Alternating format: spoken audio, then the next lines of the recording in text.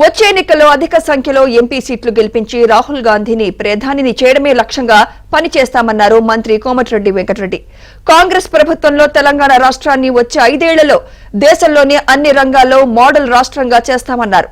రేపు నల్గొండలో 20 కోట్లతో స్కిల్ డెవలప్మెంట్ సెంటర్ కోసం శంకుస్థాపన చేస్తున్నట్లు వెల్లడించారు.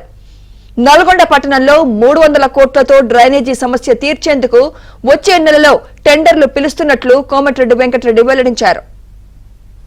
దేశ ప్రజలందరూ కూడా రిపబ్లిక్ డే శుభాకాంక్షలు తెలియజేసుకుంటూ దాంతో పాటు స్వతంత్రం వచ్చి దాదాపు 75 సంవత్సరాల సందర్భంగా రాబో కాలంలో దేశాన్ని ఇంకా ముందుకు తీసుకెళ్లేందుకు ప్రతి ఒక్కరు కూడా ప్రతి పౌరుడు బాధ్యతతో వహించి దేశ అభివృద్ధిలో పాల్పంచుకోవాలని కూడా కోరుకుంటూ దేశం కోసం ప్రాణాలు అర్పించిన స్వాతంత్ర సమరయోధులు కూడా జోహార్లు అర్పిస్తూ అందరికీ కూడా ఈరోజు మంచి జరగాలని చెప్పి వచ్చిన కాంగ్రెస్ పార్టీ ప్రభుత్వంలో తప్పకుండా తెలంగాణ రాష్ట్రాన్ని వచ్చే 5 ఏళ్లలో దేశంలోనే అన్ని రంగాల్లో మోడల్ రాష్ట్రంగా చేస్తానని చెప్పి మా ప్రభుత్వం నిన్ననే ముఖ్యమంత్రి గారు ప్రకటించడం జరిగింది.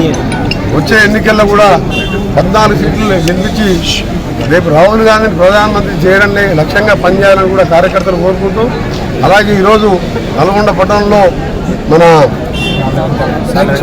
ఇంకా ఈరోజు సాయి కృష్ణ షాపింగ్ మాల్ పేరుతో అన్ని రకాల వస్తువులు ధరించే విధంగా ఈరోజు నల్గొండ పట్టణం మరొక మంచి మాల్ వచ్చింది.